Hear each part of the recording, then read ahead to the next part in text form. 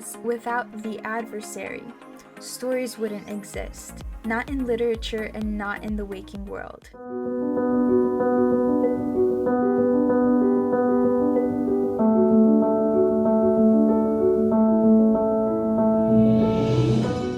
There is this wonderful story that I've watched on television about 5 years ago. It's actually a short documentary that we're following Japanese red beetles. And for some reason, that story stayed in my mind for so many years, and it's something that I think about very often. Let me tell you the story and then tell you why. So, Japanese red beetles are very large beetles, and the mothers can produce up to more than hundreds of children every year. And it's the mother's duty to leave her burrow and search for fruit which the beetles feast on. And she must find the fallen fruit in the fall, and she must push it all the way back into her burrow to feed her children. And she must do this every single day. Except the time when this mother had given birth, it's already the end of fall, and there's a scarcity of fallen fruit. So every day the mother, she travels and she finds the fruit, she brings it back to her babies. And every day she does it again. But soon she has to go farther and farther away from the burrow to find more fruit. And there's less and less as the days roll by. She is not the only mother that has to feed her children. There is a second mother that is also looking for some fallen fruit, and they both happen to find the same fallen fruit. So the first mother gets to it first, and she's on her way to bring it back to her babies. But the second mother, realizing that there is no other fruit in proximity, feels that she has to fight for what the first mother already found. Out of desperation, the two battle, and the second mother wins. She steals the fruit from the first mother and returns home to her babies. The first mother looks around and there is nothing else to give to her children. She returns home empty-handed. Once she returns home empty-handed, she is shocked at the fact that her burrow is now empty. None of her children have stayed there. She had taken too long to return home. They were so hungry that they left while she was searching. Ironically, all hundreds of her babies, I don't remember specifically how many, all of them had fallen into the second mother's burrow. The second mother returns home with that fruit to find that her babies have doubled. They have devoured the fruit in mere seconds, and now she has to run out once more to find more fruit. She runs out, she manages to find more, runs out and goes back and forth and back and forth and back and forth. When she finally gives them their last fruit, she dies of exhaustion, and the babies then feast upon her dead body before leaving the burrow and maturing into adulthood. That story is strange. I agree it's strange, but the fact that this was a documented, small documented piece of what has actually happened in the waking world. And why was this so profound, such a profound story to me? For so many reasons.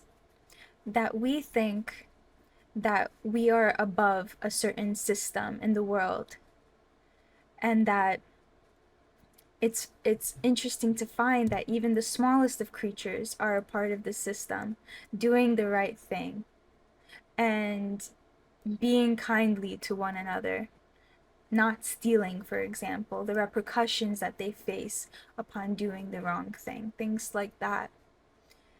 And even the smallest of creatures go through struggles, and they go through desperation and love for their children even. And that's just something that was so impactful to me as a writer. That when you see cartoons perhaps about animals or things that you wouldn't deem so human, there is a sense of humanity in those beings in the waking world. A cheetah, for example, fights to save her children's life in the same way that this beetle fought to feed her children, and so forth. And in every story that we're going to come across, whether real or fictional, we're going to come across pain. Why?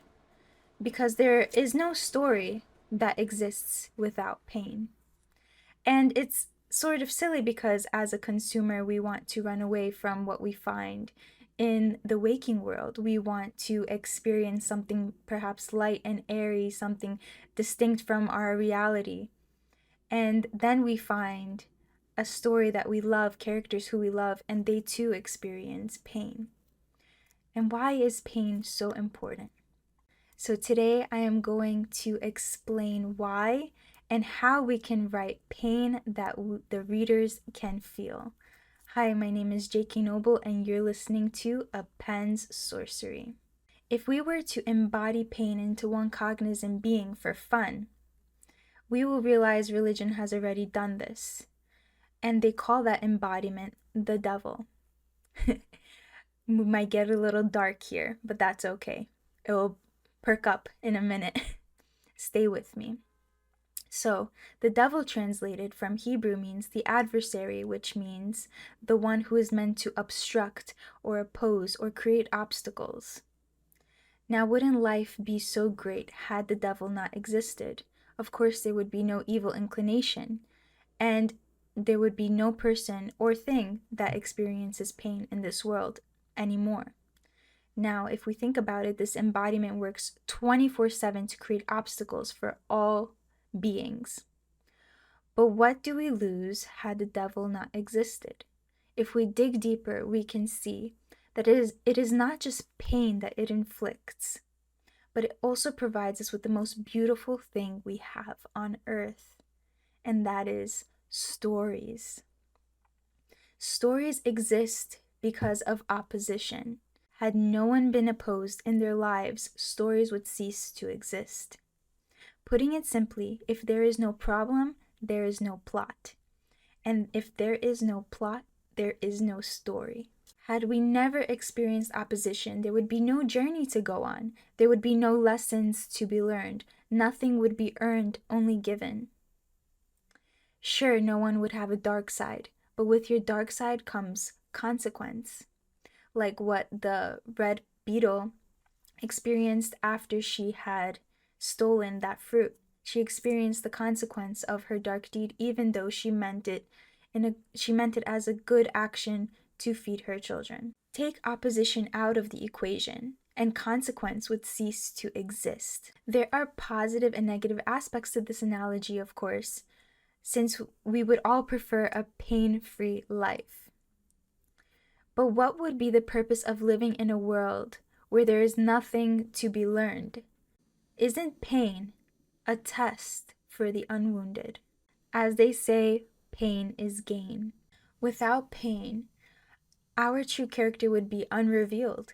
The fact of the matter is, pain calls forth choice. And without it, our true characters would be unrevealed. Being creatures of free will, the choices we make as individuals create our character. Pain gives us the opportunity to shine. The beauty in it is that all life goes through different but similar experiences, which makes all stories one of a kind, but relatable to one another. Pain unites us in more ways than we think. Just think about all the possibilities. People on the other side of the world are experiencing the same hardships as you. People in the past have gone through the same hardships as you. Stories in the Bible, for example, have lived on for thousands of years because we can find ourselves in those people mentioned there, and we are studied through their strength. King David, for example, is one of the many people we find in the Bible who have no reason at all to continue to be moral and kind and gracious and noble or faithful, because he has gone through so many unfathomable hardships. Yet, since he and countless others have overcome these hardships time after time with grace, including his faults and his mistakes, he is not just humanized, he is inspiring. Often through the struggles of life, reading about characters that have challenged their challenges gives us the courage not to change our shape according to how the harsh world wishes to mold us. On the other hand, some characters indeed have gone through much but wear their pain on their sleeves as if to now dispense it throughout the world, even to those who are innocent, and as bystanders, we register these people as the villain. And villains feel as though their cruelty is justified because they have experienced cruelty. The point is, without the adversary, stories wouldn't exist, not in literature and not in the waking world. Our struggles do not characterize us, but what we do when we are met with struggle certainly does. And for all of these reasons, pain is important and necessary, especially when you are writing a story. There are so many different types of pain, and that's what makes it so fun to be a writer. The possibilities of struggles you can create for your characters are absolutely endless, and you do not have to feel like a bad guy for creating obstacles for your characters because pain is important, and we're going to go deeper into that. So, the first type of pain is emotional pain, and this could result from the aftermath of abuse, poor circumstances, and how people treat and perceive your character, including how they treat and perceive themselves. Impactful emotional turmoil could result from helplessness, like seeing your loved one go through something traumatic and not being able to do anything about it. It could result from grief, like losing a loved one or losing something you care very much about. There must be a reason for the emotional pain your character is going through. If they are experiencing depression, why are they experiencing depression? What would make them genuinely happy otherwise? Writers often think in their characters' heads. You can use this superpower of yours to showcase the thought process of the reader. What is experiencing this loss like? What is it like to endure these difficult circumstances? Emotional pain often leads to stress, which can take a toll on the body. A stressed body might feel fatigued, might have a loss of appetite, or could even have trouble sleeping. Does your character have the strength to go on and continue to try to move past their obstacles? Or is the emotional pain too much to bear? What particular situation would be their breaking point emotionally? And what situation will give them hope? What can change and turn their circumstances around? And how can they take action to bring this change into fruition? Will they find happiness in this change? Because oftentimes we think that the change will give us happiness, and oftentimes we are wrong. So it depends on your character and their circumstance and how they will perceive the change after the change has come. I often find that a character can endure many physical pains but struggle to overcome emotional pain. Emotional pain often resurfaces. A memory always tends to live on in our minds. A character could have issues forgiving and forgetting a bad memory. It could be something that they thought they had laid to rest long ago, but later find themselves angry or sad about the fact that it happened because they believe they did not deserve it. When in emotional pain, people often place blame on the outside world. They fault the person who had inflicted the pain, even if it was unconsciously done. They might even blame God because, again, they deem themselves undeserving of hardship. The pain you construct for your characters should be bringing them to new heights. It should teach them to fully embrace their power and their true character. Often the pain a character experiences makes no sense until the end of the journey, when we see how much that they have changed and grown and learned, and we feel proud of them. Then comes physical pain. This can be pain derived from an impact, an abrasion, or whatever. Internal pain is pain that you cannot see. It could be from an illness, from sickness or disease. You cannot physically see this pain, but there could be so many symptoms. Pain derived from the sinuses, for example, can include headaches, dripping nose, sore throat, clogged ears, and eye crust, you name it. Other types of pain can include body aches, fatigue, nausea, and the list goes on. Always research the illness that you are writing about, especially if you are writing about one that actually exists. Because let's say you might be a fantasy writer that would like to create a certain illness. Then you would have to elaborate about the symptoms and experiences there. Your research will make the experiences as authentic for your characters as it will be for your readers. And of course, when pain gets bad, there is always medicine. Often we find that medicine can relieve the symptoms of an illness but doesn't necessarily cure it. And there could be a shocking list of side effects that come along with it. And this could be a very hard choice your character makes as they decide what would be the better outcome for themselves. Are the side effects worth the risk? What is it like to be using this medicine? How is your character different on this medicine, or what if they cannot afford the medicine they need? The intensity of pain will urge people toward a quick fix rather than improving their overall health oftentimes. However, there are some who prefer home remedies and lean towards vitamins and herbology. What category does your character fall into when we talk about this topic? The effectiveness of someone's care often depends on their caretakers, doctors, nurses, etc. It is entirely possible that someone gets falsely prescribed or falsely diagnosed, or that a standard of medicine for a specific ailment does not take effect on this particular patient, as everyone reacts to medication differently. And as you can see, the possibilities of writing illness involving medicine are endless. Now, medicine in the fantasy genre is so much fun. Think back to Alice in Wonderland, the most iconic of the fantasy stories that include liquid substances that could have the power to shrink or expand you, you name it. Many fantasy stories feature potions and concoctions. Alice in Wonderland is but one of them. And often we see witches perform magical rituals that involve creating these substances. The power of these substances vary from turning people into frogs to curing illnesses. It could do anything that your heart desires.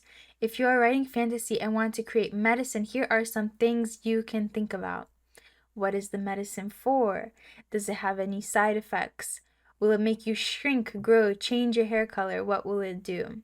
You could be as silly and nonsensical as you like. How long do the side effects last? What color is it? What does it smell like? What does it taste like? How is it administered? Is it administered orally through a shot up the nose? You can be as creative as you like. How viscous is it? What is it made of? Are the ingredients hard to come by? Is it hard to make? How is it made? Is it a laborious process to make it? I read several fantasies where the authors do not go much into detail about their magical substances, but it is always good to think about the details in case it is needed later on in your story. How can we write physical pain? This is fun to include during battles and fights. As we know, getting into a fight can lead to wounds, blows, scrapes, and even death. Get creative. If your character has lost an extremity, why was this your plan to challenge them in that way? Don't just hurt your characters for no reason. Research the pain you want to give your character. What would this kind of wound look like? What color is it? Is there blood?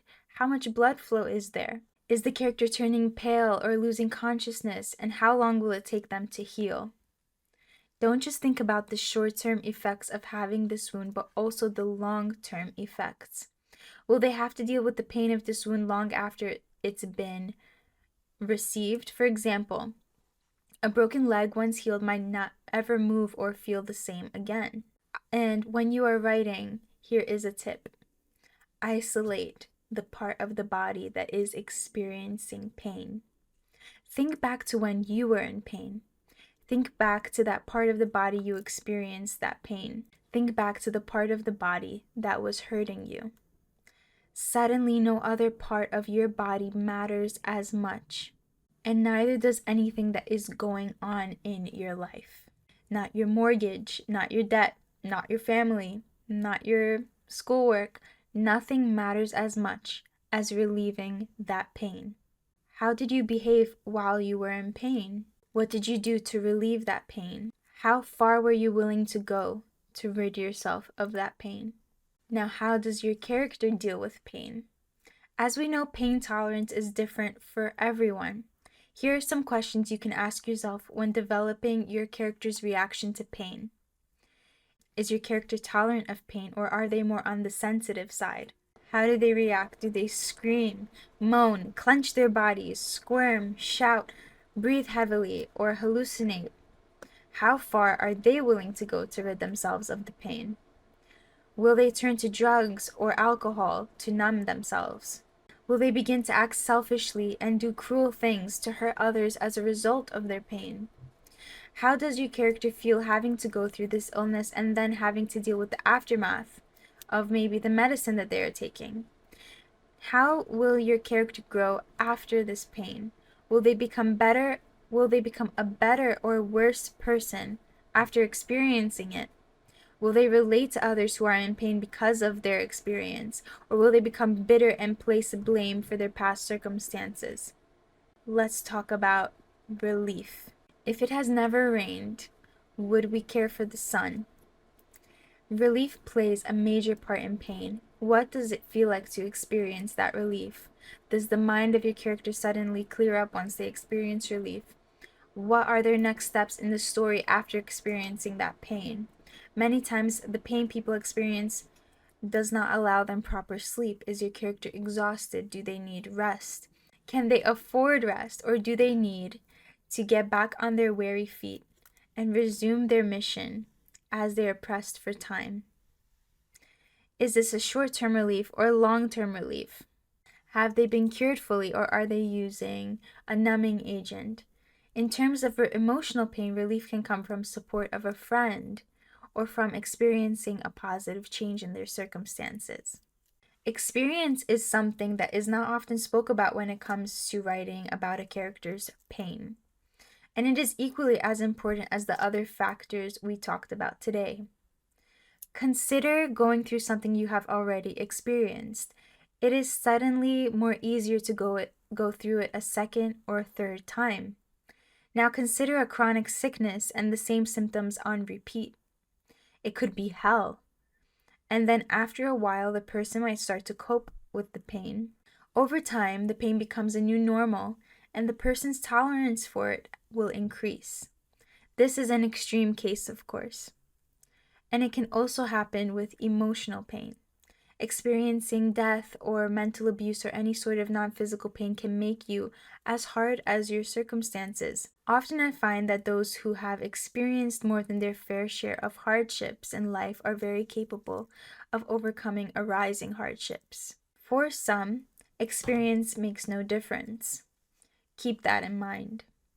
Does your character move along and change according to the pain that they've faced? Are they stronger, or is the pain too much for them to handle? Are they resistant? Remember, too much pain can be very harmful, as every person has their own breaking point. What is your character's breaking point?